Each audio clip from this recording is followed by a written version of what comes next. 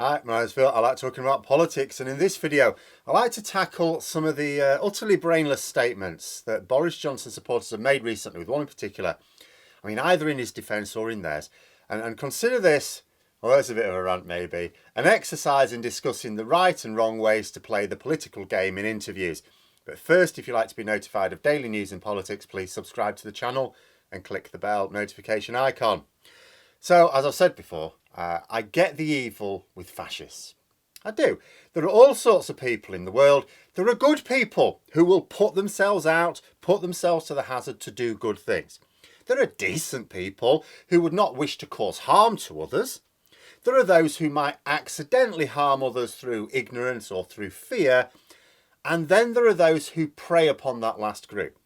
Wicked people who care only for themselves.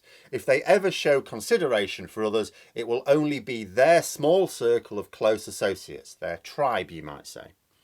And the thing about being selfish is that you can't really get what you want without having a lot of people do your heavy lifting for you. That means you need to be in a position of authority. The higher up the tree you climb, the more people you can command or con to give you an easy ride in life. So it makes sense that such people will be motivated to climb that tree. It also makes sense to me that a higher proportion of leaders will be selfish people than exists in the general population. There are some good people that are motivated to lead for the good of others. All bad people are motivated to lead because that's the only way to satisfy their selfish desires. So I get that. I get that this means a lot of governments can end up being quite bad. The current UK government must be one of the worst governments in this country by the standards of their day since the absolute monarchy was abolished here. And even then, I would argue that Johnson is worse than most monarchs that we've had, because they at least had to put some effort in or meet a sticky end. When Johnson falls, he will not fall in the way that you or I would if we fail in life. He will retire from Parliament with a nice pension. He will start writing his tawdry newspaper columns again. Remember, he was paid over £250,000 a year by the Telegraph for a column a week before he became Prime Minister? As a former Prime Minister, especially one who oversaw a period of political flux, people will be interested. He will also make a fortune from his memoirs. I mean, don't expect them to contain a single word of truth, but they will sell. He can also command a higher price as former head of government on the speech circuit, which I'm sure he'd love to do. Now, Boris Johnson is the epitome of falling upwards. But I don't bemoan his wickedness or the wickedness of his cabinet on a regular basis, because that is to complain that a leopard has spots. Like I say, I get that bad people are more motivated than good people to rise through the ranks, so to speak, and so you'll end up with them in positions of power. What I cannot abide is the stupidity. I get cunning evil. It makes sense that the wicked people have to con others into doing their dirty work. What I cannot deal with is when the massed ranks of the public are fooled by the dumbest arguments possible. Like, I've been a teacher for over 2 decades before I started this. I've heard some bloody stupid lies in my time. Kids who aren't that bright telling lies that could only fool people as thick as them. Instantly caught out when you challenge them with a follow-up question. But what we have had from Johnson's supporters over the last few days is ridiculous. To the charge of bullying from Tory whips, the correct response is to say that a certain amount of pressure is of course brought to bear, but they would never threaten the withdrawal of public funds. But no, Michael Fabricant goes on the telly to not only not deny the specific charges, but to actually admit that the whips do engage in criminal behaviour on a regular basis. Far more regular than would even been alleged. And he thought he was helping. Another supporter, Conor Burns MP, this week tries to defend Johnson's birthday party by saying he was ambushed with a cake. What does that even mean? He tried to say that the gathering was not premeditated. Of course it was. Cake was involved. How do you suddenly get a cake in an office without it being premeditated? Getting a cake into the cabinet office absolutely requires premeditation. Also, how on earth were at least 2 people, Johnson's fiancée at the time, now wife, and his internal decorator, who have no business in the cabinet office, how were they able to set up for a party without it being premeditated? Did they just turn up with the cake and hope there wasn't a high-level confidential meeting of the sort that happens in the Cabinet Office going on at the time? How dumb do they think we are? But the one that tipped me over the edge, as some may have seen from my responses on Twitter, was Cabinet Minister Theresa Coffey, the Work and Pensions Minister. Now here's the thing, Coffey is not an idiot in the normal sense. You know, she's got a PhD in chemistry, for goodness sake. This is no empty-headed vessel like Raab, Truss, Patel, Rees-Mogg, or the other intellectually challenged specimens that Johnson likes to surround himself with. And yet she produced what must be one of the worst defences I could imagine in an interview recently. She was asked on Sky News if she ever personally went to any of the Downing Street parties. Her response was that she was not aware of any parties at Downing Street. Now this was a dumb answer, but I'll do the rest before explaining how dumb. So the interviewer asked her again, because she didn't answer the question. I didn't ask you whether you were aware of the parties, I asked you if you went to one. Did you ever go? Wasn't asking about whether Coffey knew about the parties. She was asking if she attended one. Again, Coffey came out with the same line. I mean exactly the same line. I'm not aware of any parties. Now, there were multiple levels of dumb here. I'll break it down. Two main ones. First, she used exactly the same line both times. Exactly the same line. If she wanted to say the same thing, you say it in different ways. I'm not aware of any parties for the first response. Okay, fine. But you're asked the same question again. The correct response is to say, look, like I just said, I don't know anything about these parties. That's natural. That's like you're answering the question. You're not, but I'll come on to that. But it sounds like you are trying to answer the question at least. But using the exact same words twice is jarring. People notice it, they pick up on it. It's like you've been fed the lines by someone advising you in advance. If they ask you anything about this, you use this line and only this line. Even people not that critical will pick this up as evasive. That's why journalists will ask the same question a second time.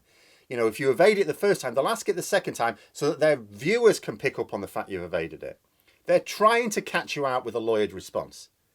Always makes me groan when I see senior politicians in whichever party do this. Never ever under any circumstances give the exact same response when pushed in an interview. There must be 10 ways to say the same thing with different words. English is replete with words that have a huge range and crossover of meanings. Take advantage. I'm not aware of any parties. I don't know about these parties. Like I keep saying, I can't tell you about the parties at Downing Street, don't know anything about them, and so on. The second level of dumb is in being evasive at all. She's not in Parliament, she's in an interview. If she's caught out lying, it's not going to be front page news. She's not going to be asked to resign. She's a cabinet minister, but as far as the cabinet goes, she's a fairly low level one. She's not really a household name for most people. She should have just said no. Now, I'm not advocating lying for politicians as such, but just from a strategic point of view, if it is the principal purpose of your government to enact policies that you know are in direct contrast with the public interest, lies are an essential part of your toolkit. She has answered a completely different question in a way that most people would pick up on. It's not like the question posed was complex either, or that a yes or no could be open to misinterpretation. Were you at any of these parties? She didn't even have to say no. You know, politicians sometimes do like to give answers that can be reinterpreted later.